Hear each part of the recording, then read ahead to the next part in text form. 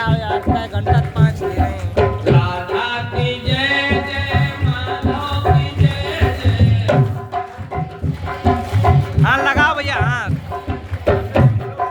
राधा की जय जय, माधव की जय जय। राधा की जय जय, माधव की जय जय।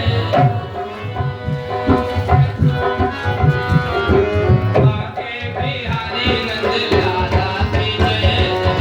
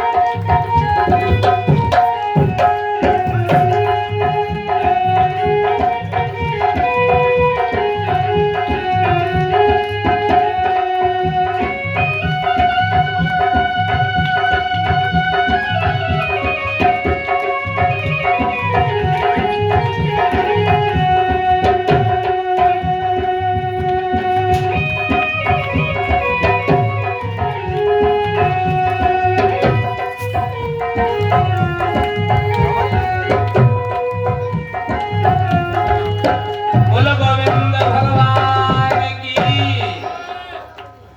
उपस्थित सज्जनों, इधर मैया ने विचार किया रोज रोज झूठी शिकायत नहीं होगी। हमें तो लगता हमारा लाला भूखा रहता है। श्री व्यास जी श्रीमद् भागवत महापुराण में वर्णन करते, एकदा गृहदासीषु यशोदानंद गेहिनी कर्मांतरनियुक्तासु निर्ममंथ स्वयं दधि। एकदा गृहदासीषु, एकदा माने एक बार, गृहदासीषु घर की दासियों को कर्मांतर नियुक्तासु दूसरे कार्यों में लगा दिया, नियुक्त कर दिया। और निर्ममंथ स्वयं दधी, मैया स्वयं दही मथने के लिए बैठ गई। जब मैया स्वयं दही मथने के लिए बैठी, भगवान ने देखा, मैया की गोद में जाकर के बैठ गए। अब कहा, मैया एक बात बताओ, तुम हमें ज्यादा स्नेह करती हो या सामने चूल्हे पे दूध उबल रहा उसे चाहती हो? कौन ऐसी माँ होगी जो कह देगी मैं तुम्हें नहीं चाहती हूँ? मैया ने कहा, मैं तो तुम्हें ही चाहती हूँ। बोले पक्का? बोले बिल्कुल पक्का। भगवान ने योग माया से कहा, जरा चूल्हे में लकड़ियां तेज करो। हाँ, ये भगवान की लीला है। योग माया ने अग्नि तेज की। मैया ने दूर से देखा, हमें लगता दूध उबल जाएगा, अग्नि में गिरकर जल जाएगा। सो मैया दौड़ करके गई, जाकर के दूध को संभाला। भगवान को मौका मिला। भगवान ने जिस मटकी में मैया मथानी से दही मथ रही थी, भगवान ने उस मटकी से मथानी को निकाला और निकाल करके मटकी पर पटक दिया। और जो पटका, अब तो मटकी फूट गई, दही मट्ठा मक्खन सब फैल गया। मैया ने कहा, मैंने दूध बचा पाया। और उसने जाकर के दही फैला दिया। अब यहाँ ध्यान देना, जिन घरों में दूध जमीन पर फैल जाता, अग्नि में गिर के जल जाता। मैया आज संदेश देना चाहती है उन घरों में उनके पुत्रों की, उनके संतानों की और उनके पति की आयु क्षीण होती है, कम होती। इसलिए मैया ने जाकर के दूध को संभाला।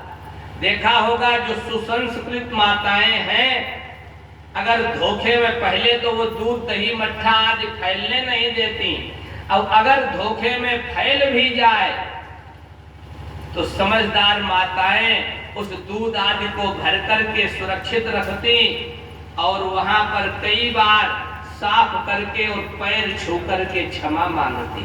हाँ, ये सुसंस्कृत माताओं के लक्षण है।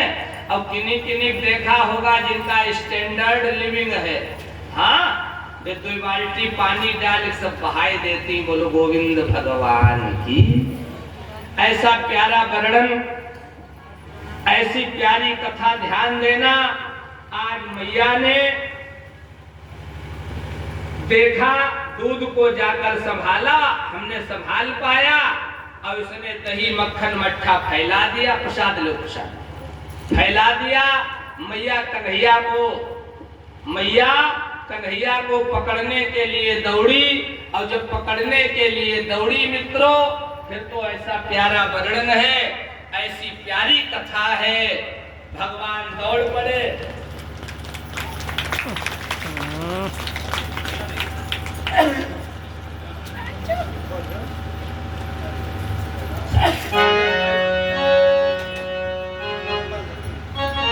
बोलो गोविंद भगवान की, श्री राधा कृष्ण महाराज की।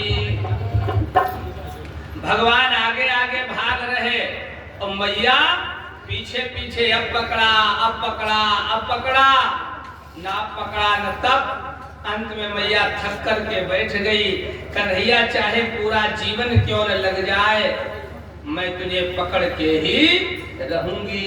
भगवान आ गए, ले मैया पकड़ ले। जब पूरा जीवन ही लगा दिया तो बचा क्या? क्या मतलब? अभी तक मैया को ये अहंकार था कि मैं कन्हैया को पकड़ लूंगी, और जब तक परीक्षित जी जीव के हृदय में अहंकार रहेगा तब तक परमात्मा पकड़ में आने वाला नहीं है।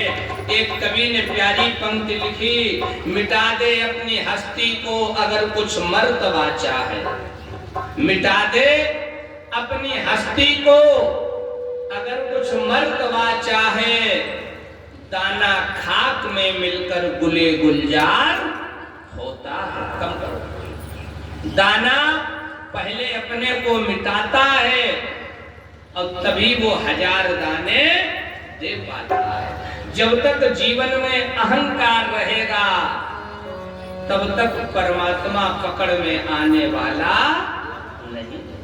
मैया ने पकड़ लिया। उपस्थित सज्जनों, दासियों से कहा रस्सियां लेकर के आओ। दासियां रस्सियां लेकर के आती हैं। मैया उखल में बांधना चाहती है। जब गांठ का नंबर आता है वो रस्सी 2 अंगुल कम पड़ जाती है। दासियों से कहा रस्सियां और लेकर के आओ। दासियां और रस्सियां लेकर के आते हैं, लेकिन जब गांठ का नंबर आता है तदपि 2 अंगुलम न्यूनम, वो रस्सी फिर भी 2 अंगुल कम हो जाती है। कवियों ने लिखा, वह रस्सी घटती जाती है या अंग मुटाते जाते हैं।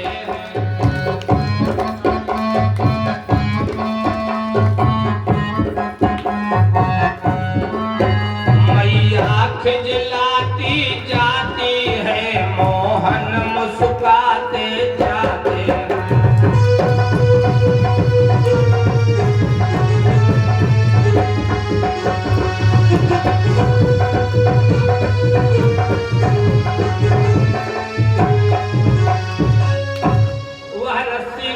जाती है या अंग मुटाते जाते हैं और मैया खिजलाती जाती है, मोहन मुस्कुराते जाते हैं। उपस्थित सज्जनों, गौशाला की सारी रस्सियां आ जाती हैं। तदपि द्वयंगुलम न्यूनम, फिर भी वो रस्सी 2 अंगुल न्यून कम पड़ जाती है। वो रस्सी फिर भी 2 अंगुल कम हो जाती है।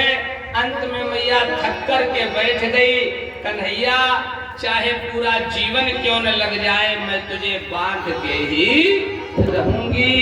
भगवान ने कहा तो ले मैया बांध दो, फिर जीवन लगा दिया। हाँ, मैया उखल में बांध देती। परीक्षित जी उखल समझ रहे? उखरी। हाँ उखरी। हाँ, अब देखो है कितना बड़ा, हमें तो लगता गड़बड़ है। उखरी अब अपने यहाँ कहा जाता है गढ़ी, अब कहा जाता उखरी है। गढ़ी अपने यहाँ जो उखल होता है, ये धरातल समतल बराबर पृथ्वी पे गढ़ा होता। मथुरा वृंदावन क्षेत्र में उखल ऊंचाई पर होता है। खड़े होकर के माताएं बहनें बेटियां धान आदि कूटती हैं। मैया ने उखल में बांध दिया, जाकर के गृह कार्य करने लगी। भगवान को मौका मिला, उखल में झटका मारा और मार करके उखल को उखाड़ा। दरवाजे पर पहुंचे, अर्जुन के 2 पेड़ खड़े थे जिन्हें यमलार्जुन कहते। क्या कहते? यमलार्जुन। यमल माने जोड़ा, अर्जुन। अर्जुन के वृक्ष का जोड़ा भगवान दोनों के मध्य से निकल गए। भगवान तो निकल गए, लेकिन वो उखल उसमें फंस गया। भगवान ने झटका मारा, अब वो दोनों वृक्ष धराशायी हो गए। उसमें से 2 दिव्य पुरुष निकले, भगवान की परिक्रमा की और विमान में बैठ करके चले गए। श्री सुखदेव जी महाराज से राजा परीक्षित ने पूछा, ये दोनों दिव्य पुरुष कौन जो वृक्ष के रूप में थे? बोले ये धनाध्यक्ष कुबेर के बेटे थे, नलकूबर और मणिग्रीव। वारुणी मदिराम पीत्वा अमदाघूर्णितलोचनम्